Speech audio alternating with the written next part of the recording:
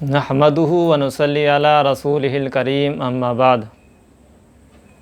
حضرت ابو ہریرہ رضی اللہ تعالیٰ سے روایت ہے، فرماتے ہیں کہ اللہ کے رسول صلی اللہ علیہ وسلم نے ارشاد فرمایا، بہت سے روزے دار ایسے ہیں کہ ان کو اپنے روزے کے بدلے میں سوائے بھوک اور پیاس کے کچھ بھی حاصل نہیں، اور بہت سے شب بیدار ایسے ہیں کہ ان کو رات میں جاگنے کے سوا کچھ بھی حاصل نہیں۔ حدیث شریف کا مطلب یہ ہے کہ جو یہ فرمایا گیا کہ بہت سے روزے دار ایسے ہیں کہ ان کو اپنے روزے کے بدلے میں سوائے بھوک اور پیاس کے کچھ بھی حاصل نہیں، اس سے وہ شخص مراد ہے کہ جو دن بھر روزہ رکھتا ہے اور شام کو حرام مال سے افطار کرتا ہے۔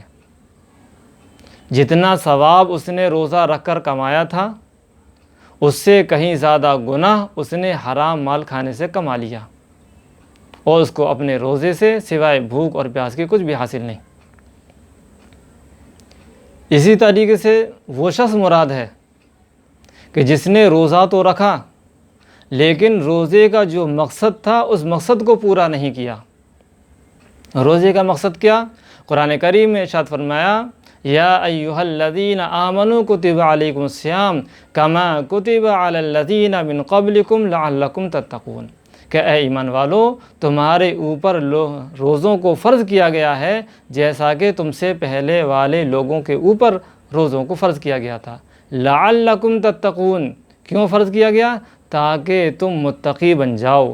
اس امید سے، اس توقع سے تمہارے اوپر روزوں کو فرض کیا گیا تھا تاکہ روزے رکھ کر تمہارے اندر تقوی و پرہیزگاری آ جائے۔ تو دوسرا وہ شخص مراد ہے کہ جو روزہ تو رکھتا ہے لیکن روزے میں جھوٹ بھی بول رہا ہے، چغلی اور غیبت بھی کر رہا ہے، لوگوں کو دھوکہ بھی دے رہا ہے۔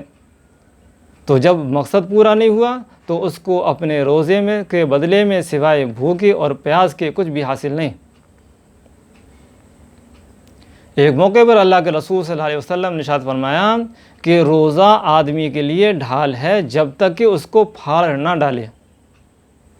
یعنی جس طریقے سے سپاہی جب جنگ کے میدان میں ہوتا ہے تو اس کے ایک ہاتھ میں تلوار ہوتی ہے، دوسرے ہاتھ میں اس کے ڈھال ہوتی ہے، تو تلوار سے وہ وار کرتا ہے اور ڈھال سے وہ دشمن کے وار سے اپنی حفاظت کرتا ہے۔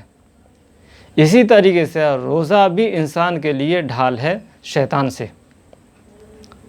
روزہ شیطان سے حفاظت ہے، روزہ اللہ کے عذاب سے حفاظت ہے، روزہ جہنم سے حفاظت ہے۔ شرط یہ ہے کہ جب تک وہ روزے کو پھاڑ نہ ڈالے۔ ڈھال اس کے آدمی کی حفاظت تبھی تک کر پائے گی کہ جب تک وہ ڈھال جو ہے صحیح سالم ہوگی۔ جب ڈھال خود ہی پھٹ جائے گی، خود ہی وہ ٹوٹ پھوٹ کر ختم ہو جائے گی تو وہ اپنے سپاہی کی حفاظت کیسے کرے گی؟ اسی طریقے روزہ انسان کی حفاظت، روزے دار کی حفاظت اللہ کے عذاب سے، اللہ اور جہنم سے اسی وقت کر پائے گی جب تک انسان روزے کو باقی رکھے گا، روزے کی حفاظت کرے گا۔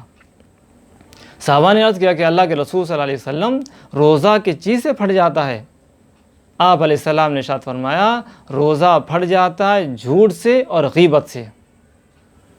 تو جب ہمیں اس بات کی فکر رکھنی ہے کہ جب ہم روزہ رکھ رہے ہیں تو ہم روزے کے ساتھ ساتھ اپنے آپ کو گناہوں سے بھی بچائیں، جھوٹ سے، چغلی سے، غیبت سے، لوگوں کو دھوکہ دینے سے۔ ان تمام جب ہم پرہیز کریں گے اور پرہیزگاری ہمارے اندر آئے گی تبھی ہمیں روزے کا پورا ثواب ملے گا۔